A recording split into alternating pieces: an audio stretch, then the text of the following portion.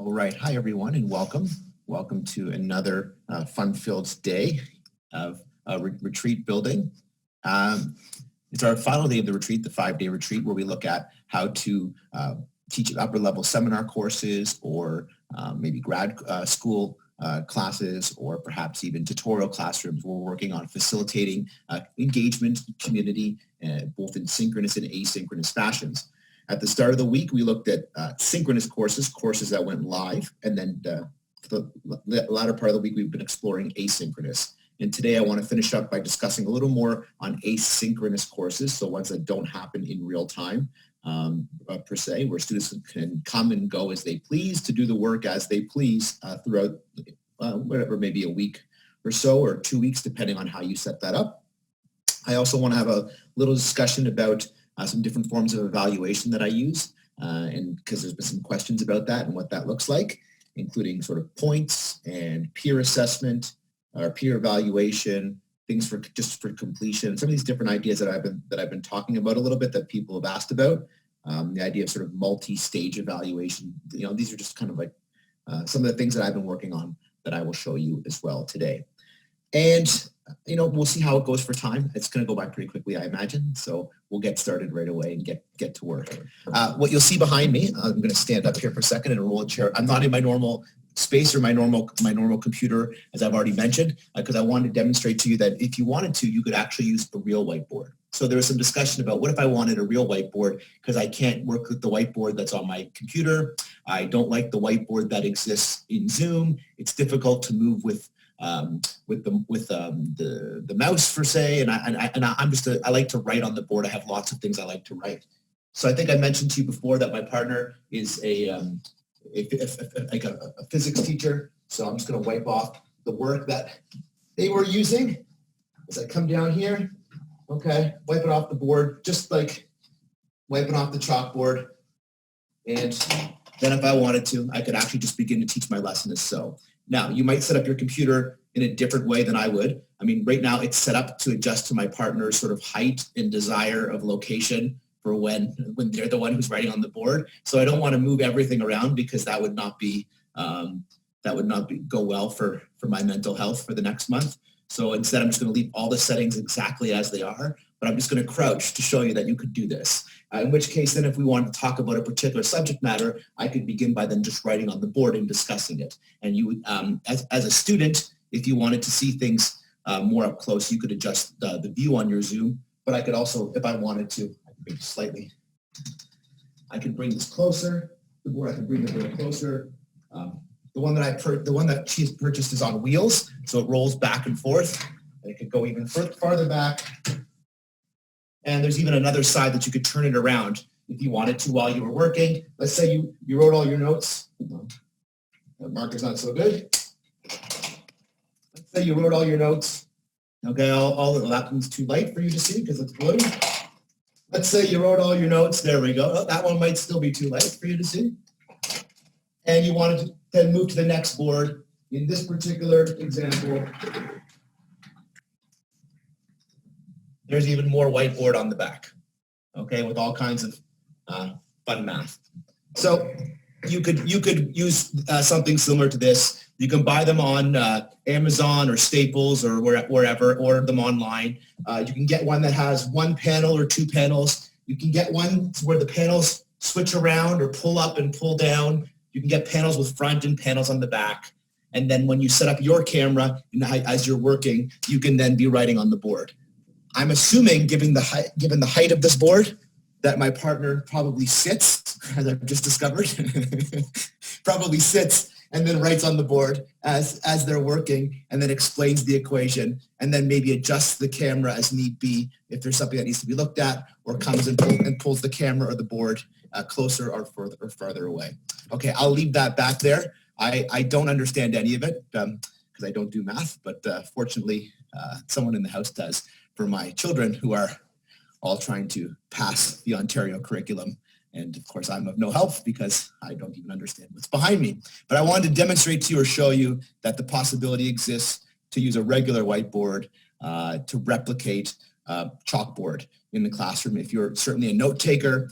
And the other thing, which you might say, well, what about my students? If they can't, they won't be able to use it, or how will they be able to, well, first they'll probably take notes themselves, but you'll also, you might be surprised or not surprised to know that students will take photographs. So as you write on the board, when you finish let's say you finish this equation, and now you say, okay, so that's the end of this equation. You need to say, before I wipe this off, does anybody want to take a picture? And you just step back out for a second. Your students will hold their cameras up. They'll take a picture of the screen itself, and then they have a copy of it, or they might just take a screenshot on their actual computer. Okay, the students who want to do that already know how to, and otherwise they will be taking notes as they go. So just something to consider if you decide to use a non-digital whiteboard in your teaching. You absolutely can.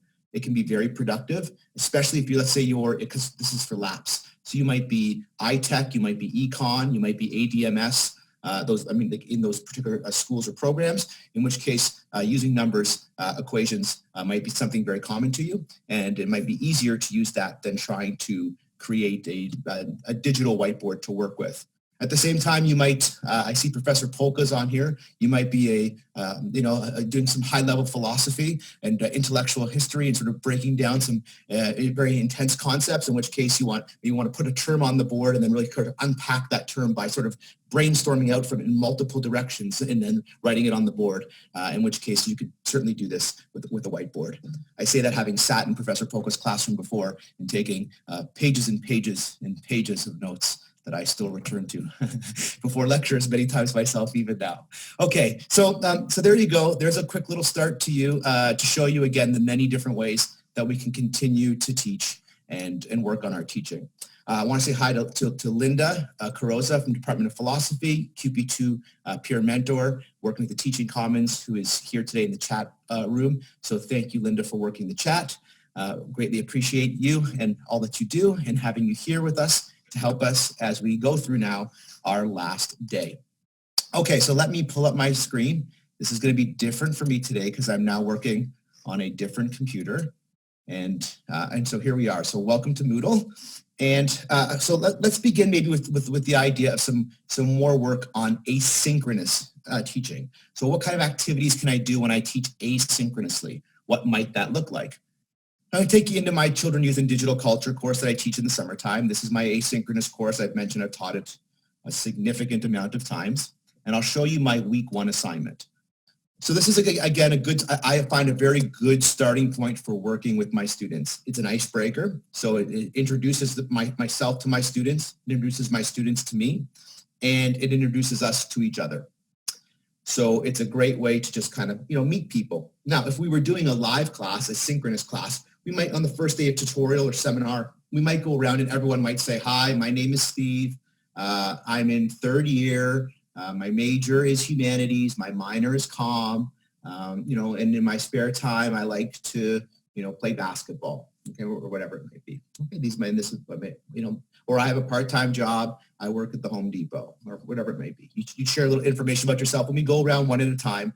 And as a good instructor, I would be writing this down on my own little notes, who each person is, where they're sitting, something unique about them so I could remember them, so I could learn their names, to call them by their names. Just as a side note, I once did an assignment with my students that I called Pot and Beans. And I brought into class, this is back when I used to teach inside the actual classroom, a dozen of these mason jars. And I laid them all out on top of the desk. And then on top of, or a table, which was up against the blackboard. And on top of each mason jar, I wrote, I want to get an A. I want to learn something deep and interesting. I want to get information that's going to get me a job after university. I want to be able to make an impact in the community around me. And I wrote down about a dozen different statements. And then I went around and I gave each student a pack of Skittles. And they could eat the Skittles if they wanted, or if they wanted, they could come down and put the Skittles into the jar, as many as they wanted into each of the different jars, that best represented what they wanted to get out of this course. This is or what was most important to them. What's most important to you about your experience in this course? This is what I did on the first day. And what shocked me was the jar at the end that had the most Skittles in it was, I want my professor to know my name. And I thought this was ridiculous. So I did this activity again. I've actually done it about 7 times. And one of the three jars that is most full is always, I want my professor to know my name. So these little icebreakers that we do on day one, they actually matter, believe it or not, because your students want you to know them. They want that sense of community, and it does impact how well they learn. Pot and beans exercise. I guess because the first person who did it used a pot and beans. I used a mason jar and Skittles, and many students just ate the Skittles, but that's okay too. Okay, so I want to do the same thing now, but in digital form. I want to get to know my students. I want them to get to know each other. I want to know their name or one or two interesting things about them. So my first activity is I ask them to go and visit the student guide to e-learning, and in the template that many of you have already uploaded onto your site, your own Moodle site, that LAPS template that we started with and that the Dean's Office has made available to you and you can get from the Going Digital website. On there, there's a lot of information for students to know about sort of netiquette and what's expected of them and how to behave online, study and learn online, etc. So I asked them to go and to learn some of this information. And then I want to, there's a couple of videos I want them to watch, but then I want them to record a 90-second intro. And I want them to introduce themselves, their year, their major, the course they're taking, and one unique thing about themselves. But then the last part of the task, which I always find is very helpful on day one, especially for an online course, and this might be a little tip for you, for those of you who are teaching your first time online, I ask them to tell me if they've taken an online course before or not. And I say, have you learned online before or not? If you have, share with all of the rest of us one tip of how to be successful online. Give us like one suggestion of one thing that you do or that you wish someone had told you about how to be successful online. And I said, if you haven't taken an online course before, why don't you give me one tip or one suggestion of something you think you're going to do or that you're going to try and work on this summer, or for you will be the fall, winter, this fall, winter, that's going to help you be successful online. So this is my very first activity. This is the first week, this is all they do. Now, I learned from Linda Carosa, who's working the chat box, that in week one of online teaching, never give students actual work. Because just learning how to get onto Moodle and use Moodle and find Moodle and navigate Moodle and is work enough for the first week. And sometimes they don't have the book. The book might take a week to arrive. And there's always movement in and out of courses, especially early on. And we can expect that probably to be greater than ever this particular fall, where students are in your course, then they're out of your course, then they're into a new course, and they're arriving late. And so Linda always tells me, don't do anything in week one. Like really significant. Just introduce and get to know each other. And I think that's a great idea. So week one, my students, this is all they do. If you'll notice, the summer term started on May 12th, because I go on Tuesdays. So May 19th, they had a whole week to do this one task. Learn a little bit about how you're going to learn online. That was week one. So I highly recommend this. It's a great way to do it. And so then I posted a video of myself doing this activity because I firmly believe that I would never, that I shouldn't ask my students to do anything I'm not willing to do myself. And it's always really helpful to provide examples of what you want them to do. So I did, and I recorded a little video. And again, it's not highly professional because I don't ask my students to have highly professional videos. And I recorded it on my phone. And it was just me introducing myself for 90 seconds, following all the same guidelines.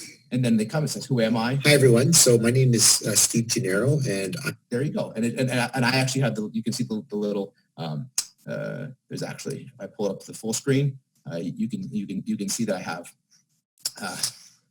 the closed captioning on. Okay. So then I ask my students to do the same thing. But you may say, well, how will they know how to do that? I mean, what would they know how to do? So I give them a spot where I want them to post it, and then we can all watch each other's videos so we can all learn about each other in the first week. Just like I reply to every email, I respond to every single one of these videos in the first week. So when they post the video, I watch it, and then underneath I make a comment, and I say, hi, Linda, welcome to the class. It's great that you love philosophy. I once took a philosophy course at university that I thought was also really interesting, and I enjoy reading philosophy books. I know, welcome to the course. And so for each student, I say welcome. I say hi, and I say their name. I close by saying welcome to the course, and then I take something that they've told me in the video about themselves, and I acknowledge it. So I might say, wow, it's great that you've taken 3 online courses before. You are going to be an asset to our course this summer. Looking forward to working with you. I let them know that I'm here, that I've watched their video, and that they matter. And I can tell you that that's a really important part of online learning, especially asynchronous, especially if you're not going to see them. So if I'm never going to see you over the course of the entire year, it's good. It's important for you to know that I'm here and that we can still connect. So I recommend that.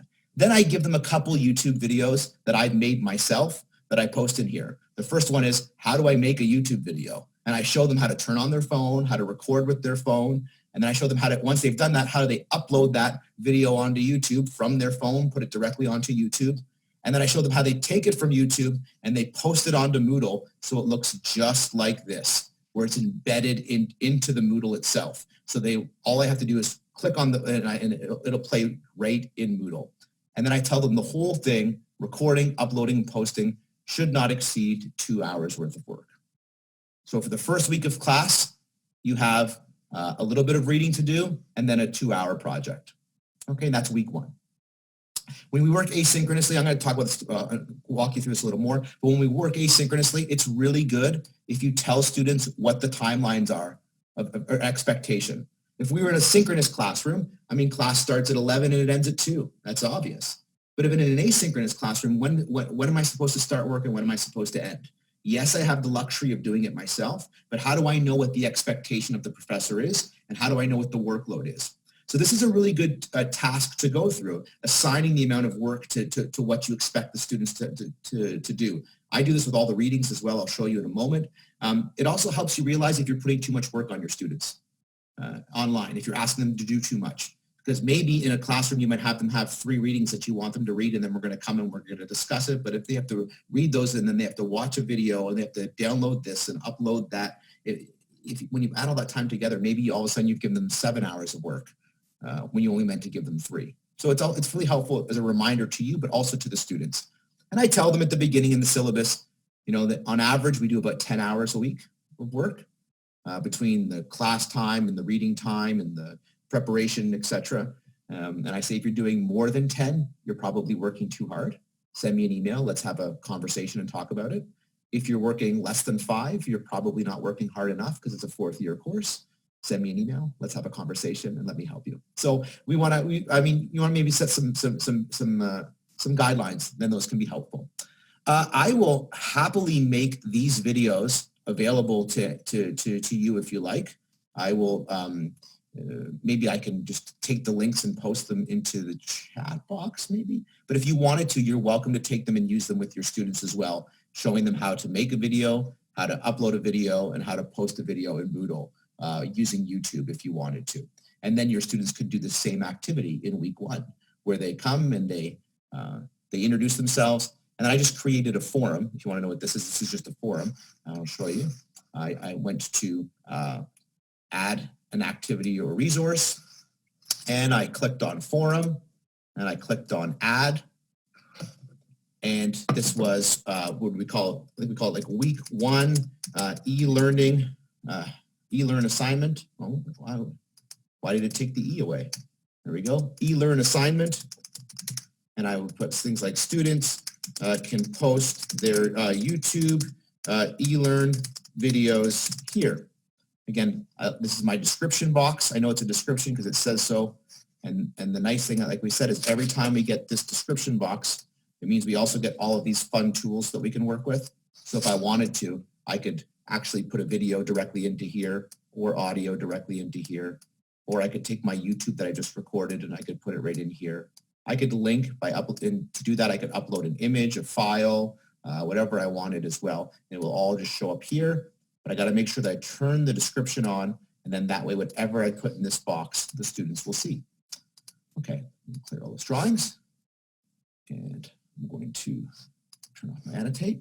Now, the type of form that I want for this particular assignment is not a standard form because I want each student to post once. Excuse me, in a smaller class, I can do this sometimes. I can use forms as a central spot for assignments that I want each person to submit, but I want the whole class to be able to see. I'm going to change this from standard form to each person posts 1 discussion. Okay, I'm going to go with each person posts 1 discussion. And that means when each person comes in, they'll click post, they'll upload their video, and then when anybody goes in, you'll see each one of them all the way down. And they'll all be their own little spot. And then anyone can reply to them. And I say, feel free to go in and watch the videos of your classmates and reply and say hello and introduce yourself. But I will go in and I will go through each one and I will reply to each one publicly as well, to each one. It's a public discussion that says hi and welcome and here's why you're important and thanks for coming to the class. The rest of this stuff is not so important. No, we're not going to worry about the rest of it, and we'll just save and return to course, save and display, and that way I can take a look at it. And here it is. There's nothing that's been added yet, but if I click add discussion topic, then I may be the first person, so I'll put Steve's video, and then I will actually add my YouTube video.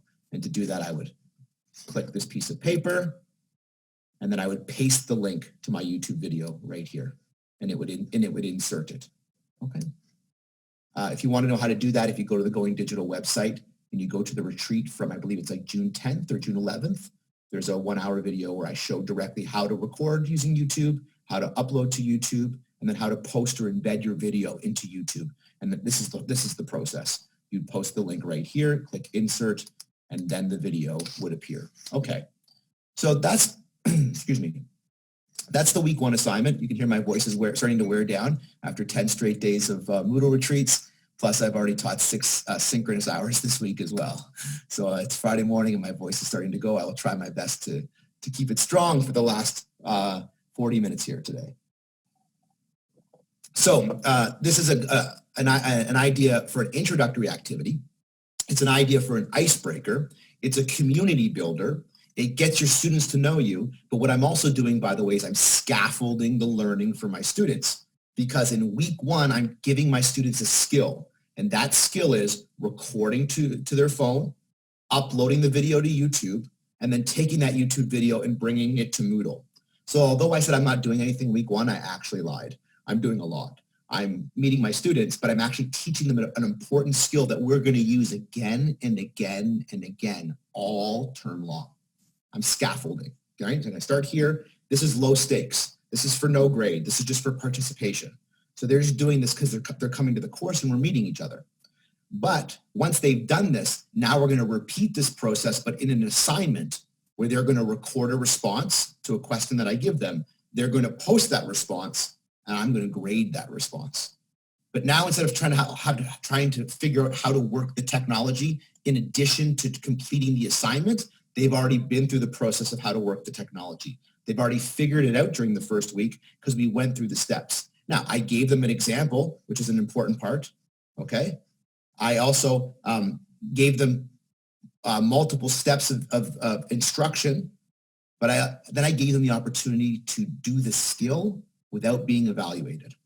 And so when I talk about different types of things to consider in your evaluation, if you want your students to perform a skill or a task that is foreign to them, using a skill set that they may not have, or technology and tools that they may have never seen before, you have to give them the opportunity to play with that first before you evaluate them using it.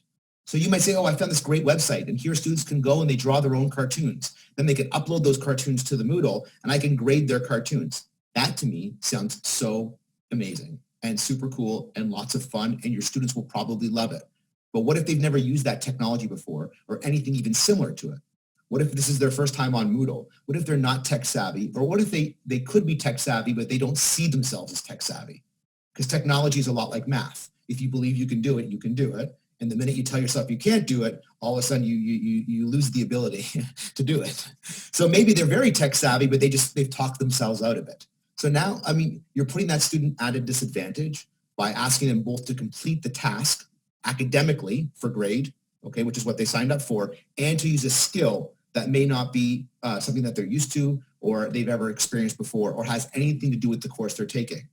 So if I'm taking a first-year philosophy course, I'm just speaking from the student's perspective, I'm taking a first-year philosophy course, why should I have to know how to use YouTube in order to complete a first-year philosophy course? Those things don't even make sense. They're not even connected, right? And then the student begins to talk themselves out of their ability to succeed in your course, okay? So instead, invite them into the technology, show them how to use it, demonstrate it yourself, let them know that it doesn't have to be perfect. Don't let perfection get in the way of completion, okay? Don't let perfection get in the way of learning, and give them an opportunity to test it out in a safe space. So week 1, I do this activity, but then when we actually get to our first part of the course, which is in May, because when you teach asynchronously, it's usually we encourage you to teach in modules instead of weeks. So rather than just going week 1, week 2, week 3, week 4, week 5, take a couple weeks and put them together and have a topic. So I like to go month by month. Not everybody does. Some people like to go 2 weeks at a time or 3 weeks at a time or whatever it may be. I like to go month by month because it's easy for me to organize and it's easy for the students to figure out. In September, what do I have to work on? Oh, these are my tasks in September. And so maybe I take 2 modules and I put them together in September. And then I just call them, topic 1 and topic 2, but it's all part of one module. Or maybe, and I so I have September, and then I have October, and then I have November, and it's all, the student just knows that each month they have to complete certain things. That's how I like to work asynchronously, but I haven't always worked like that. I often worked week by week when I first started. I've just found that over time that month by month for the student tends to be easier to organize. I still break it down week by week once we get into the months, but I set my modules up by month. And when my students come into their module and they come in, what they'll realize is the very first assignment that they have once we get started in our first topic, and I'll show you. I use the book feature. I mentioned this the other day. I'll walk you through the book feature in just a moment if you want to see how to use it. But we begin with a little lecture from me, a little discussion from me here, and we see like a table of contents. I'm just going to skip to the third part of the table of contents, which is step 3, and that's the reading part, step 4. So at the end of the first week, okay, of our module, the end of our first week, what they're actually asked to do now is record and post a YouTube video that answers the following question. So we've done some readings, we watched some lectures, they do some work on their own, and then their task for completion of that week is to go off and then to answer this question. And I give them some guidelines, no shorter than this, no longer than that. I find 2 to 3 minutes is a good amount for students to respond to if you want to have them do video responses. More than 3 minutes is really long. It's really long. It's long for you to watch as an instructor if you have 20 of them or 30 of them. It's long for the students because I want to encourage my students to think critically and maybe even write out their answer in advance before they record it the first time. I want them to have something to say. So I think 2 minutes is like really the minimum. But once you get over 3 minutes, it can really, really drag on. And then the students often get caught in that sort of circle where they're just repeating themselves instead of really critically unpacking the idea. So I give them 2 to 3 minutes. I get them to upload it to YouTube just like they did with their intro video. And then I get them to post it into a group forum. Okay, so I've created a forum and they go into the forum and they post it. Here I now break the students up into groups. And I'll show you about that in a second. And I tell them how long it's going to take to draft, record, and post their video. So that skill that they developed in week 1 when they were just telling me who they were, that now comes back in week 2 as the way in which we are communicating. And so in my asynchronous courses, we record YouTube videos and share them back and forth. And I think I told you before, I send out a message every week. Hi, how are you doing? What's happening? Where are you at in the course? If you need help, here's where you go to. And so I send out these videos every single week. And then every week, or most weeks, the students check back in with me by video as well. Okay, and they do it by sort of sharing their opinion and talking about what's going on and answering these questions. So in the same way, if we came to a tutorial classroom or a seminar classroom, we might all be sitting down, or a grad class, and I might say, okay, so this week we read, these 3 articles. Why study contemporary children's culture? Joseph, Emily. And I'd start a discussion, and everyone we go around and people would share, and we talk and we share and we talk and I say, okay, that's good. Okay, excellent. Yeah, okay. But why is it essential to understanding the relationships between youth culture, and digital spaces? Franklin, Amir, right? And now I'm just going around again, and everyone gets a chance to share. I'm doing the same thing. I'm just doing it in digital form. I've given you the question. Each one of you gets the chance to respond to your question, and you post it into the forum. And I get to go and hear what each student has to think about or thinks about this particular topic. What's amazing is often the students who are shy or quiet or don't speak up in the classroom really speak up in their videos. And I've got this from student feedback that I get sometimes at the end of the course where, normally, professor, I don't talk in class, but I really felt comfortable and I shared it. And I actually, some students who I taught in year 1 who would never say anything, but I get them in year 4 in this class, and they just provide these great videos. So it's a chance to hear everyone. Everyone gets their voice. Everyone gets their video. And so asynchronously, this can be a great little way to go. And guess what?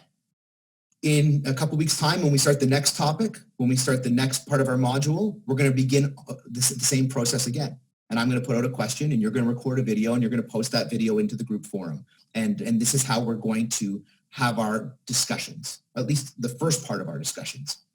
And whereas the introductory component, that very first time, that very first week one assignment that we did right back here where we introduced ourselves, that was worth nothing. That was just participation. That was just completion. Did you do it? Are you in the class? Are you with us? Then when we came to do this in May, and I had you do it in May, now all of a sudden, it's worth 5% of your total grade because we're going to build it into a project.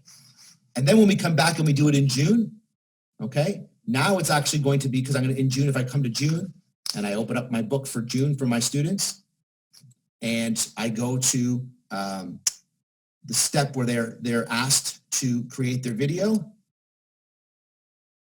Let's see if I click on it. Okay, here's your task.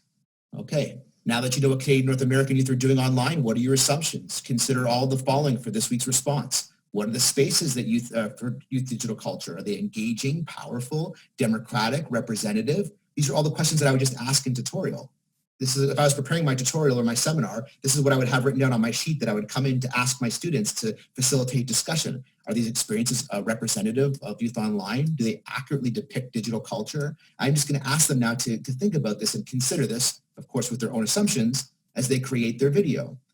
Now, the first week, it was 0. It was just to learn how to do it. We're just meeting each other. The second time we did it, it was 5%. The third time we do it, now it's 10%. But now they've had a chance to do it for nothing. And then they learned the skill.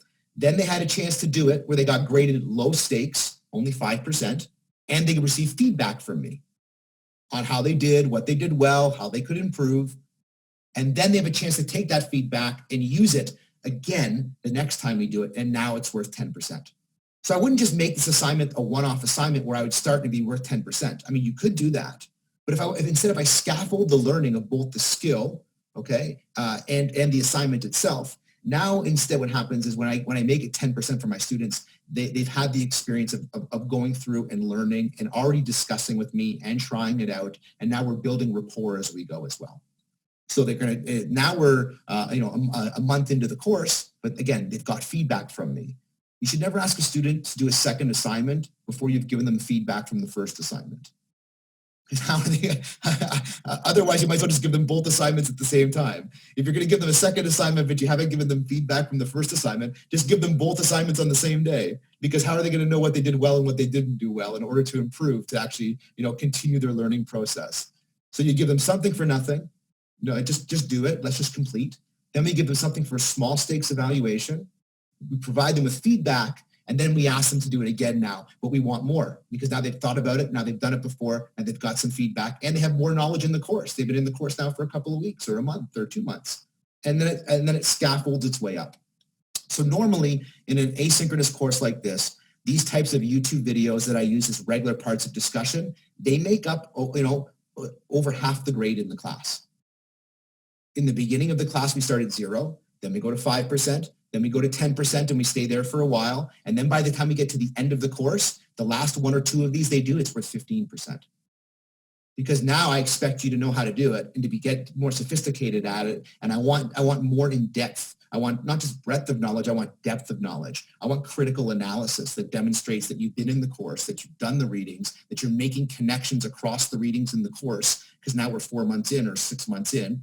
And that you're making connections across the program as a whole, because you're a major, perhaps in 4th year usually, and that you're making connections to your own real life. And so now we're talking 15%, because now it's some sort of, I'm looking for more engagement. But I don't just start there. That's where I end. But I build my way up by scaffolding the learning with my students, by doing this activity over and over and over again. Built into this, though, is the next component. So my students do this during the first week. So during the first week of a topic, in any module, there is you'll see, it's always sort of the same kind of process. We have an introductory video.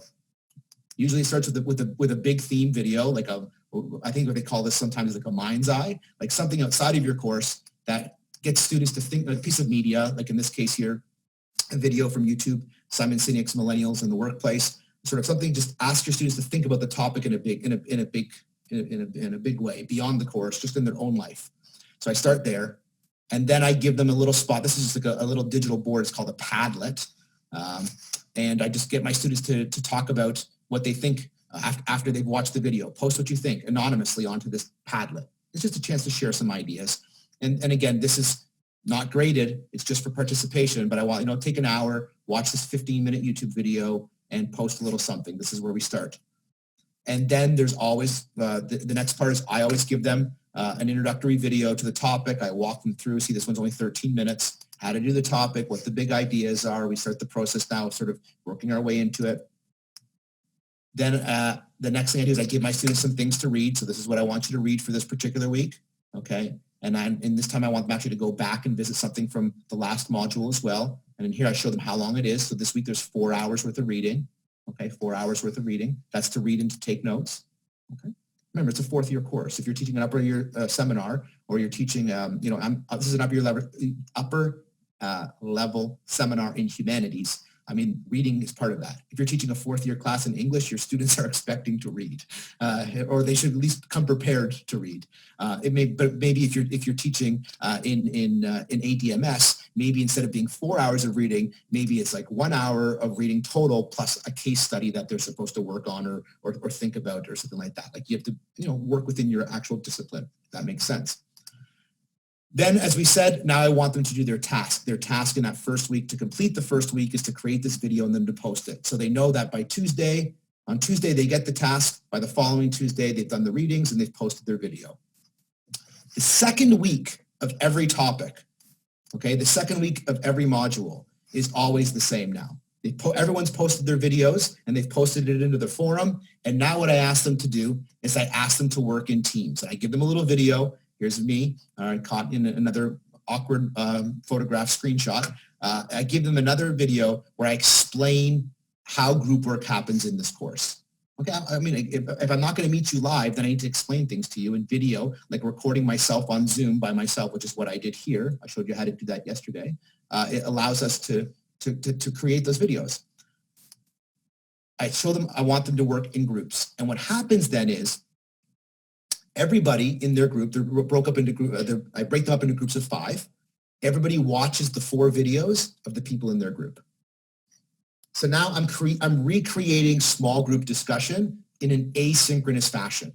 How do I do it when we never meet? Well, I put you in groups. Those are the groups you work in for the year.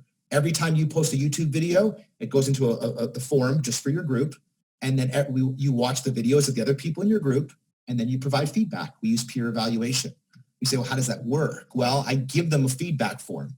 And here's a video that I explain how the feedback form works. And all they have to do is check yes, check no, check yes, check no. Did the student do this? Yes. Did the student do that? No. Did the student do this? Yes. Did the student do that? No. And then at the bottom of the feedback form, it asks them to say one thing they liked about the video. Okay? The second part at the bottom it asks the student to do is say one area where the video could be improved.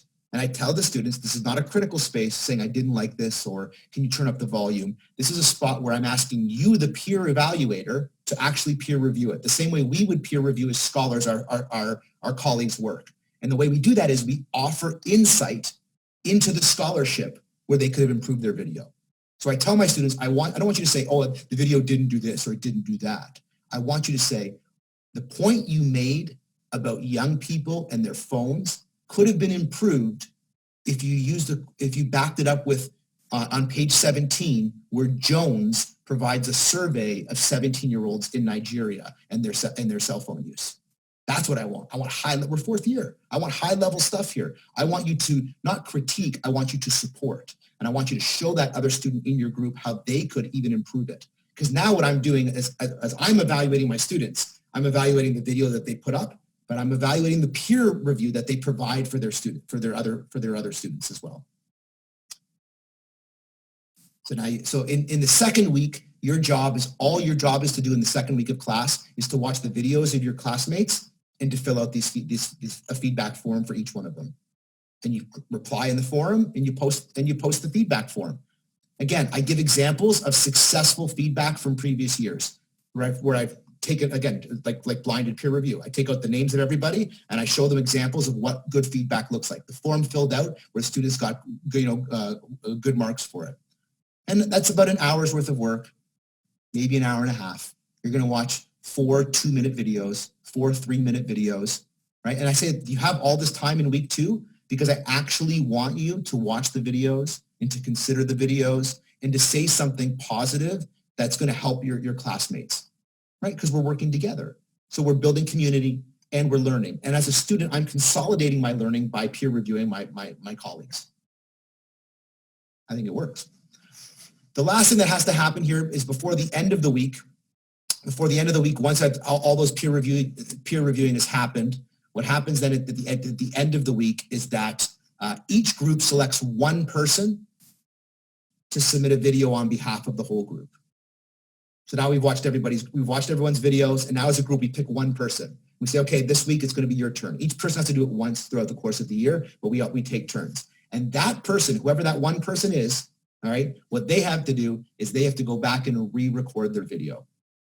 They re-record it, but they re-record it based on the feedback that they've received from their group members. And then I mark that video, and that is a group mark that gets shared by the group. So now we have a vested interest, right, in working together. If I provide you good feedback, right, you're going to give a better group video, and then I'm going to share in that mark as well. So now there's 3 points of evaluation in this one particular task. There's the individual video that the student does at the beginning. There's the peer work that they provide for each other, and then there's the group video that comes in that gets shared by all. And then when it comes time to mark that, I have a rubric for it. And so when I go through the videos, I click on the rubric and I just go through. And I'll show it to you maybe in a moment if I can hide the students on it. But the first part of the rubric is the individual video. So if this is the one that's worth 10%, the individual video is out of 6. 6.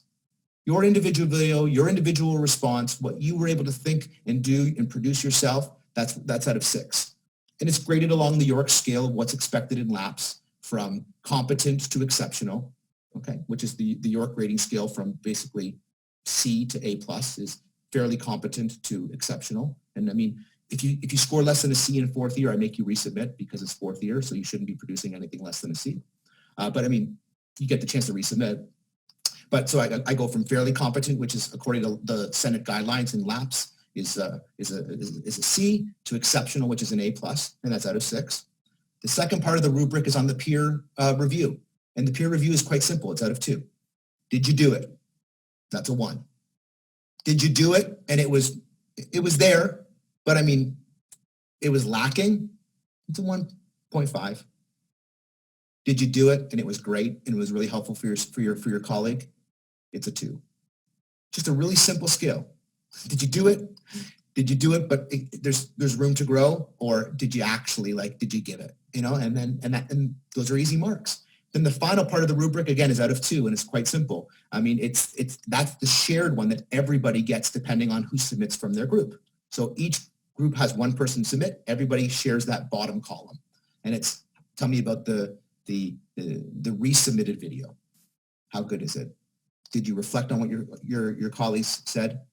Did you return to the text and revisit it based on the feedback? Did you go outside and do some additional research to really connect it all back together? And then that's a shared grade. So even if you're in the worst group, even if everybody else in your group, is not working out for you, the bulk of the grade is dependent on you. 8 of the 10 marks is about you. The 6 that you produce your own individual video with, and the 2 marks that you give the feedback to your group mates. So if you provide exceptional work, even if the rest of your group is no good, you can still get 8 out of 10 on this assignment. But if you're working with your group, I mean, you can do really well. And what we've been able to do in the process of this is we've recreated small group work and regular conversation over the span of 2 weeks. It's a 2-week plan, it's a fortnight, right? Over the course of a fortnight, we've been able to replicate the classroom environment in an asynchronous fashion. So regardless of if and when and where students are anywhere in the world, regardless of time zone or jobs or family obligation or health or whatever it may be, regardless of anything, they can all still participate equally in the course itself. And this makes up the bulk, like I said, this makes up the bulk of my course. It makes up about 60% of my course.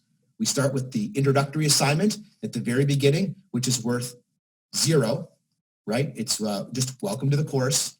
We learn the skill, and then we get to May, and we're now 5%. Then we get to June, and we have 10% and 10%, and then we get to July in the final, and we're talking about like 15%. Okay, so we're scaffolding the learning. And with that, we're also scaffolding the expectation of the quality of work the students are going to produce. But by the end of this, these students have formed community because they're working with the same students over and over and over again. And they're sharing videos and they're sharing conversations and they're giving feedback to each other and they're picking who's going to do the group video. And you know, we get some really nice community being built. Okay, that's more than 40 minutes. I need to stretch and have a quick sip of water, take my eyes off the screen, give me 90 seconds, and we'll be right back to close up today with some discussion on different forms of evaluation again.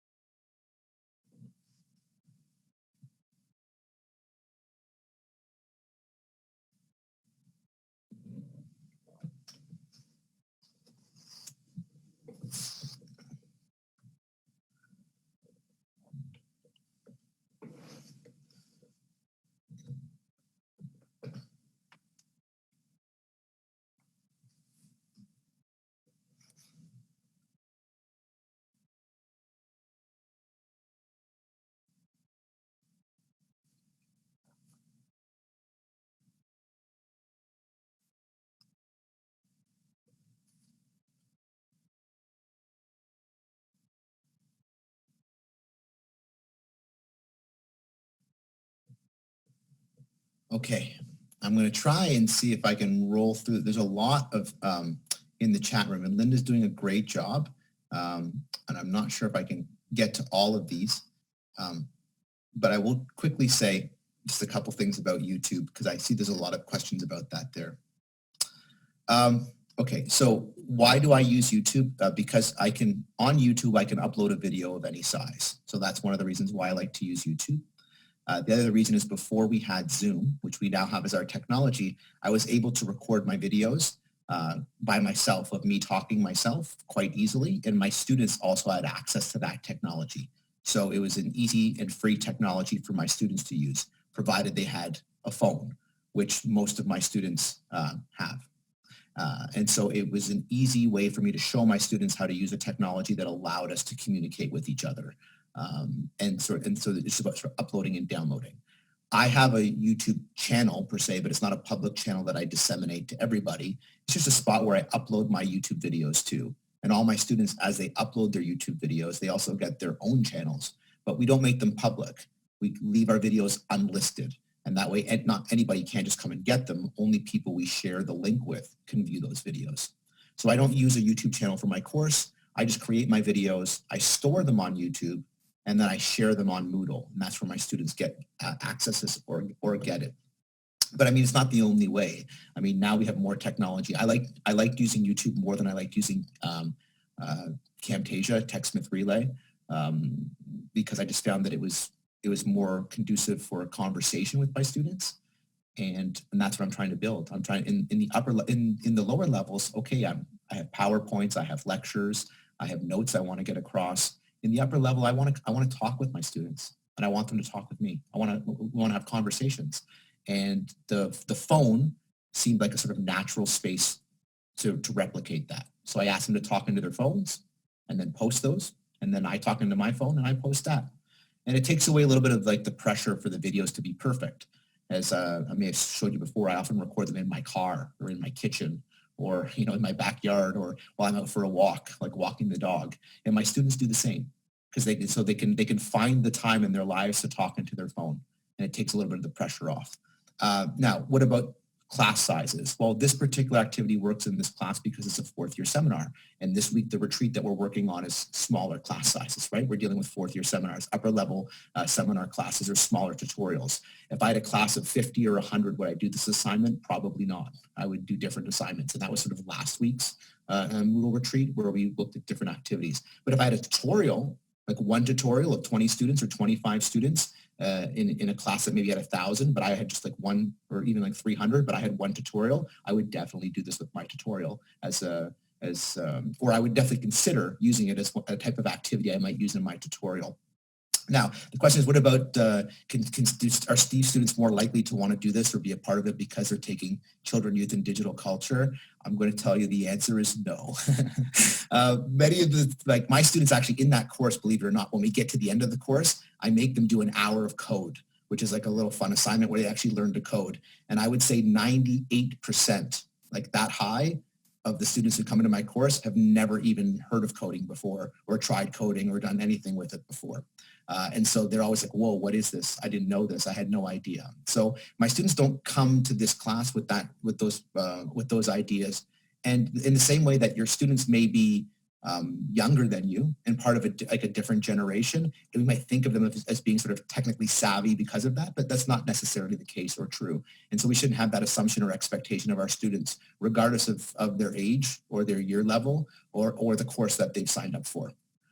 But that's why I take the time in the very beginning to teach them all the skill set. I assume that every single one of them knows how to do zero. That's where I start from. And then we build from there and build our way out without any assumptions. And some will be very savvy and create all kinds of savvy technological skills far past mine, and they teach me things. And many learn that skill as they're going. And it's kind of nice. Okay.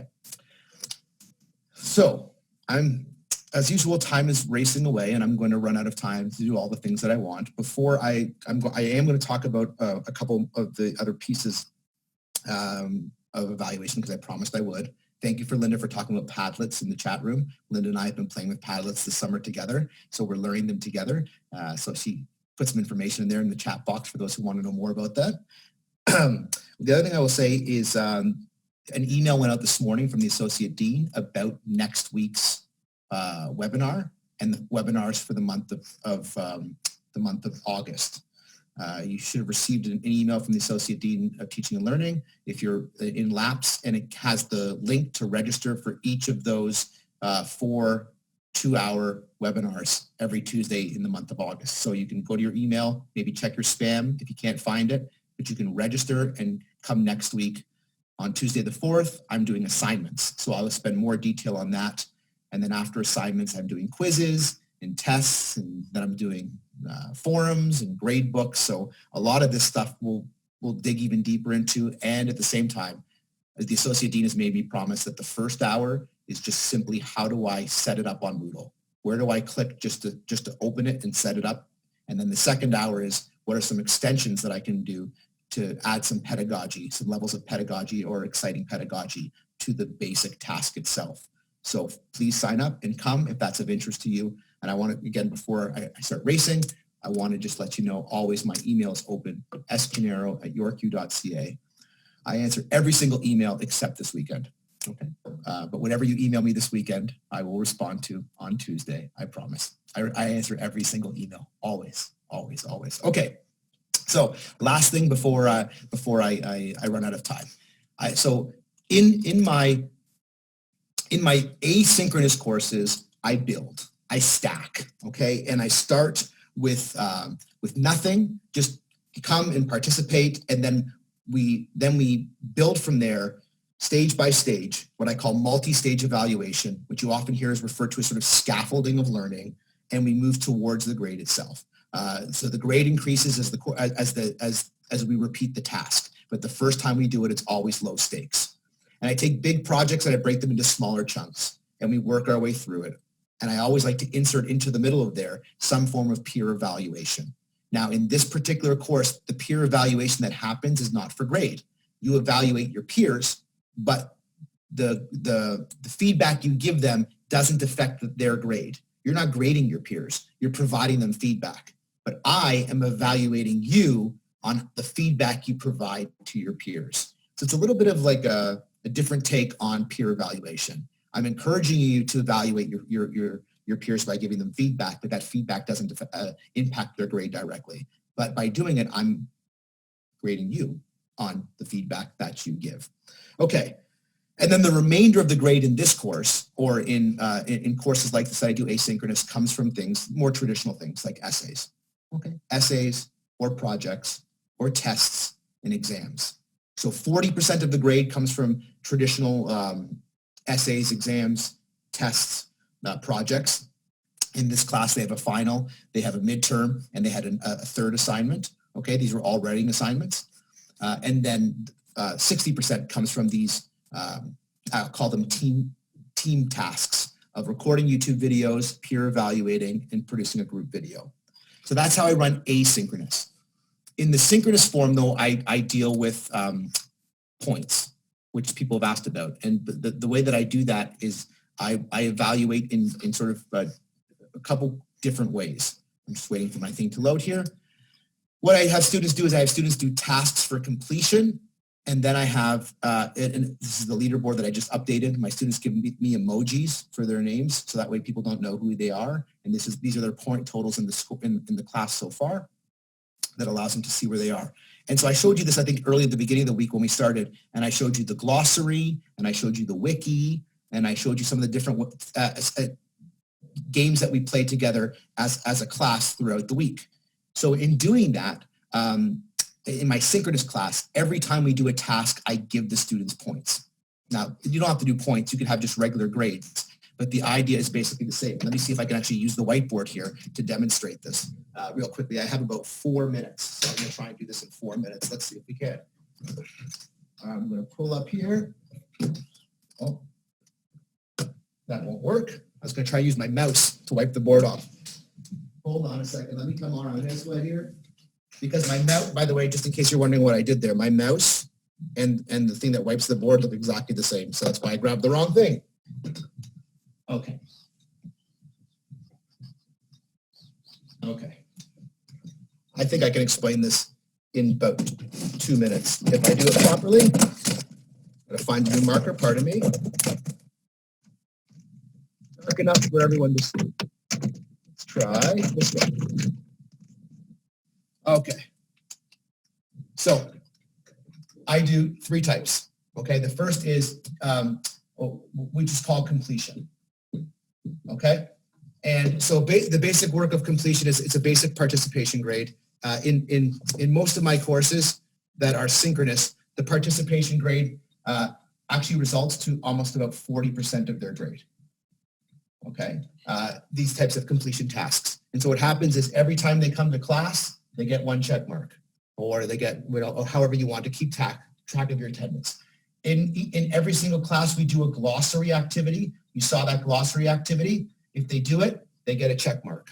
I'm not grading it for the quality of the glossary. I'm grading it for if they're coming and if they're doing it. Every class that we work together, we do a group task. I showed you a little bit of those group tasks, like the Netflix pitch that I had my students do. All right, if they do that and they're part of the group, they get a check mark. And then every class, they have to write a journal or an SOP. And I told you, I don't grade my journals for like the quality of it. I just grade it if they do it. Okay, so every time my students come to class, there's always four check marks that are up for grabs. There's an attendance, there's a glossary, there's a group, and there's an SOP. Okay, so this is just completion. If you come and if you do it, you get the mark. It's actually just that simple. Now, I attach points to it, and you could put any point value you want. 1, 5, 10, 500, 1,000, 10,000, whatever you want, okay? For me, I work in 500s, so each of these are 500. Okay, so my students get 500 for each one of these. That means every single class that my students, all right, that we have in a live setting is there's 2,000 points up for grabs. But the basic premise is you come and you do it and you get the points for doing it, because I fully believe that if they come and if they do it, they're going to learn. They're going to learn. And my job is to help them to learn. And so I don't want to like put barriers or boundaries on the knowledge. I want them to do the work. And if they're doing the work, that's good enough for me. Okay. And that's 40% of the grade. You say, well, then everybody gets 100 in your course, but everybody doesn't, because 60% of the grade, okay, the remainder of the grade comes from evaluation or assessment. The remainder of the grade comes from evaluation or assessment. That comes from tests, that comes from essays, that comes from large scale projects. So if you have if you have an exam, if you have a whatever essay, whatever it is that you do in your course, that's where the remainder of the 60% comes from. And that's when you then get to test how much they learn by doing these different tasks along the way. Okay, that's where you find out and that's where you get the gradients of learning and learners. Okay, and so in that particular course I just showed you, 60% comes from tests, essays, large assignments, and the remaining 40% comes from basically coming to every class and doing these activities every class. And the truth is, the students who come to every class and they do all these activities, they're going to do well on the tests and on the essays. And their grade's going to be inflated, you might think, but it's actually not. We actually end up getting the same amount of people getting A's, B's, and C's. It's amazing. It always happens that way, even when you don't try. But the people who end up getting the A's, it's not that their grades are inflated. It's actually that they're learning because they're coming to every class. And every class, they're doing 2 and 3 different tasks to consolidate their learning.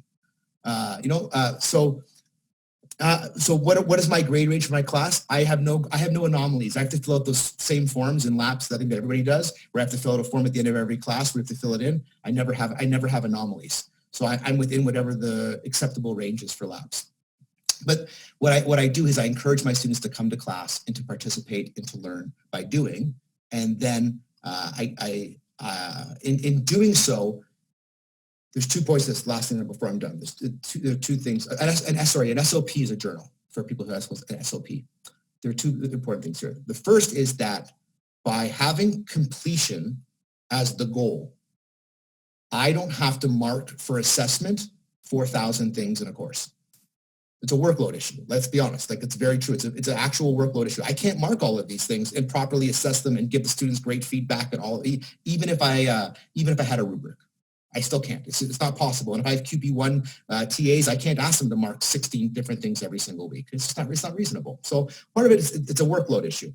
But the second thing is when I take the mark away from the student, okay, in completing these tasks every week, just show up and just do it. You know what happens? They show up and they do it.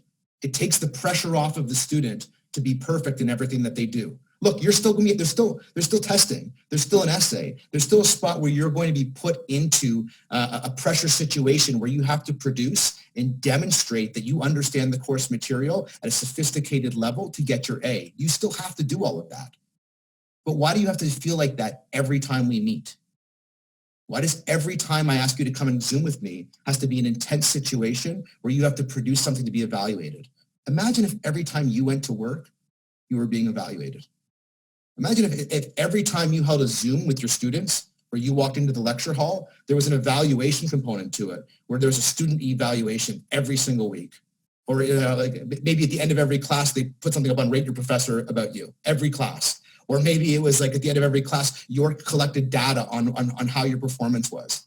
I mean, is that reasonable? I don't think it's reasonable for anybody to be put in that type of situation, including our students. So if I want to build community with them, I have to build trust with them.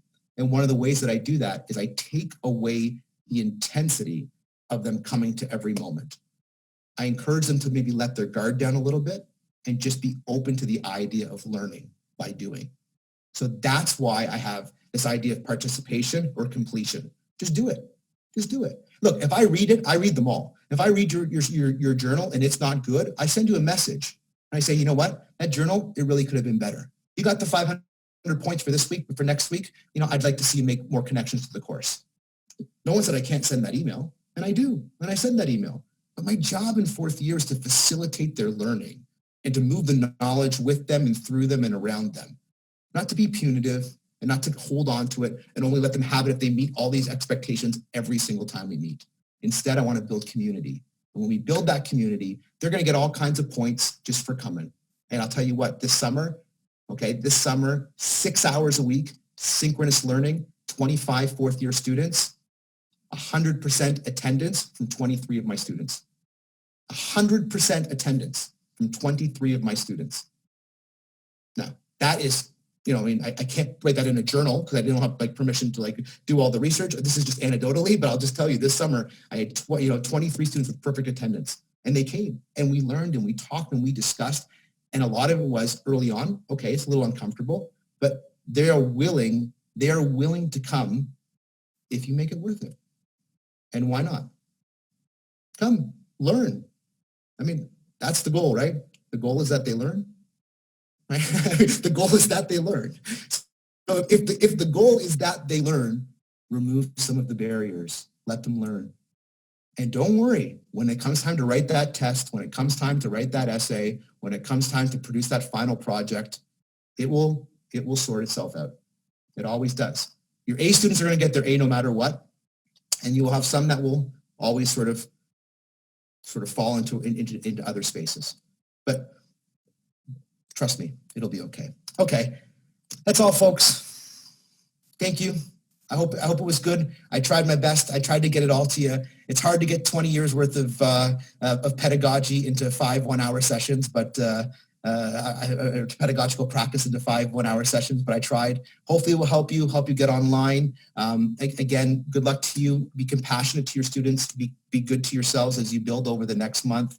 Use your resources: Going Digital website, the Bold website, the Teaching Commons, e-learning webinars that I'm running, great people like Linda and peer mentors who are there for you for our QP2s, but also great people like Robin and others in the Teaching Commons. Thank you to all of them and to all of you. And I'm sure I'll get emails from you, but I'll also hopefully see you all again at some point in time, and hopefully see you all again on campus at some point in time as well. Be safe, everyone. Bye-bye.